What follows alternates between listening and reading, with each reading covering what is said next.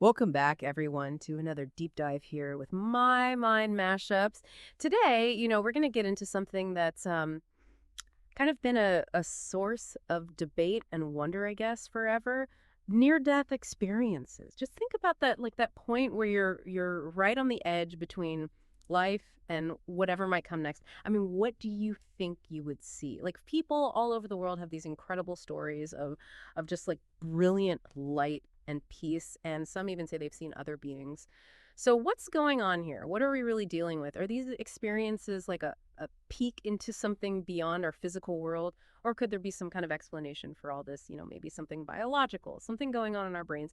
That's what we're going to try to unpack today. And, if you're enjoying these deep dives we do into these like kind of mind-blowing topics, we'd really appreciate if you could take a second to give us a like and share the show, subscribe to the channel. It really helps us keep bringing these explorations to you. And before we dive in, here's a little something to get you thinking. Did you know that like these near-death experience stories, they're not new? I mean, people have been writing about them for centuries. I mean, we're talking ancient texts going back thousands of years. Right. And that's such a great point to start with, because it really shows how this isn't just like some passing fad or, something that people are just interested in right now. We're talking about something that's resonated with people for like you said, thousands of years. Yeah. So when we talk about near-death experiences, or NDEs as they're often called, we're looking at something that seems to be pretty deep-seated, like something universal. Yeah. And while everyone's experience is going to be unique, of course there are some things that a lot of people describe. Surprisingly consistent stuff. Yeah, and I think that's what makes this whole thing so fascinating. All right, so let's get down to basics here. I mean, what exactly are we talking about when we say near-death experience? What are some of the things that people commonly report? Sure. Well, like you mentioned, that classic image of traveling through a dark tunnel towards a really bright light, that comes up a lot.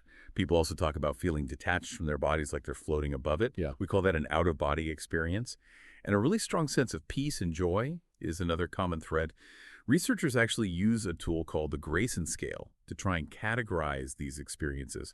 It breaks them down into different areas, like the cognitive aspects, where people say things like time is speeding up or slowing down, or that their minds feel super clear. Then there are the affective elements, which is all about the emotions involved, those feelings of peace and joy. And then there are what they call paranormal aspects, like those out-of-body experiences and encounters with people who've passed away.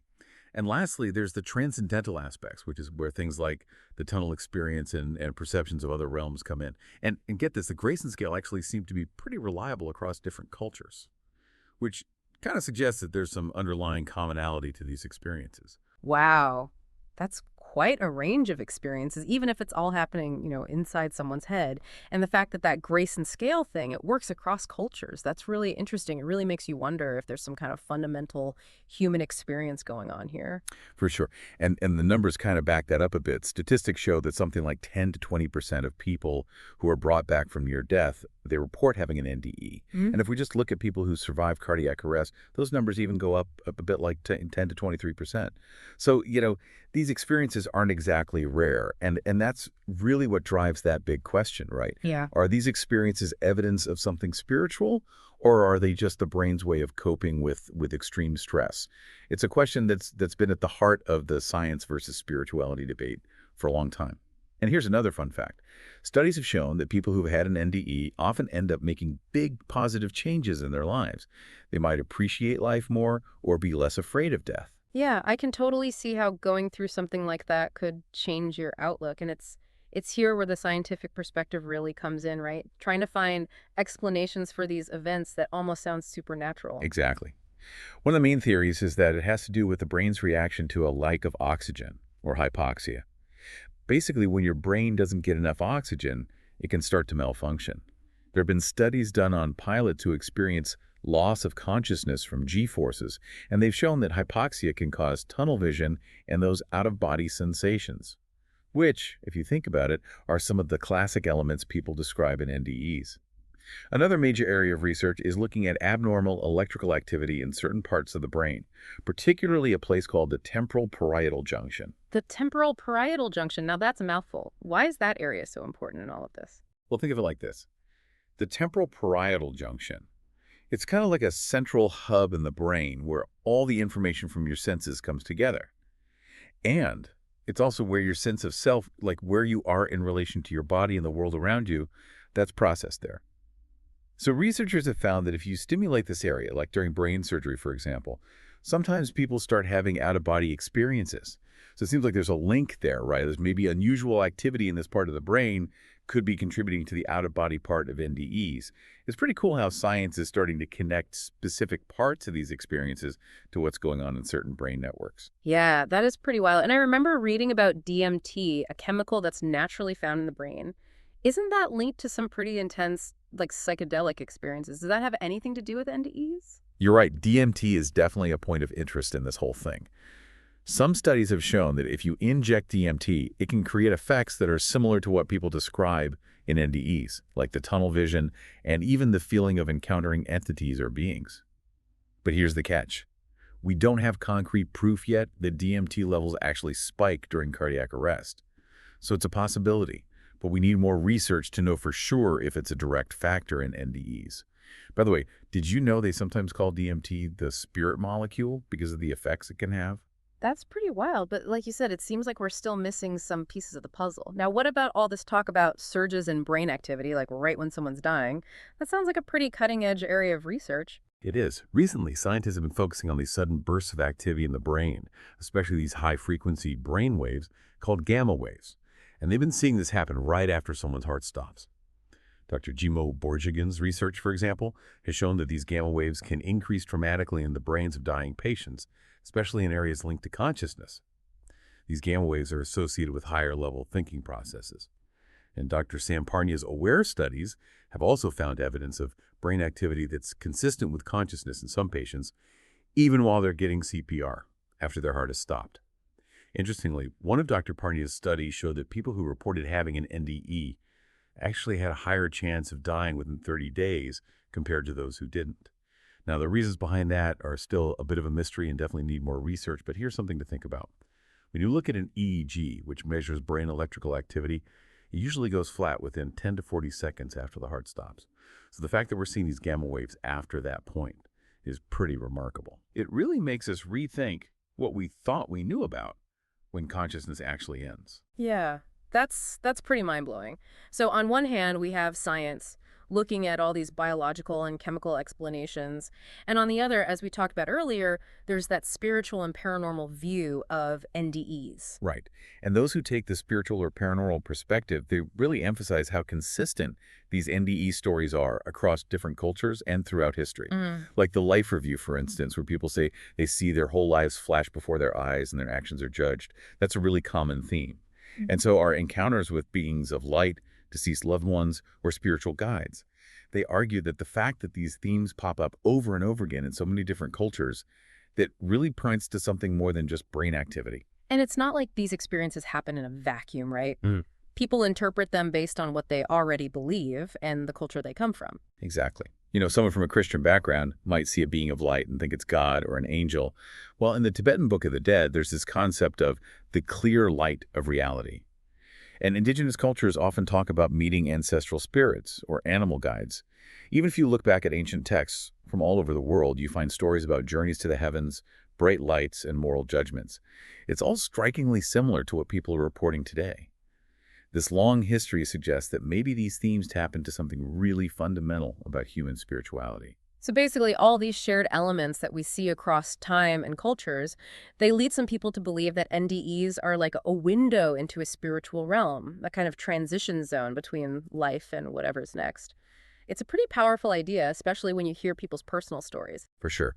And to really get a sense of that, let's talk about some specific cases. There's Dr. Aben Alexander, a neurosurgeon, who had his own profound NDE when he was really sick with bacterial meningoencephalitis.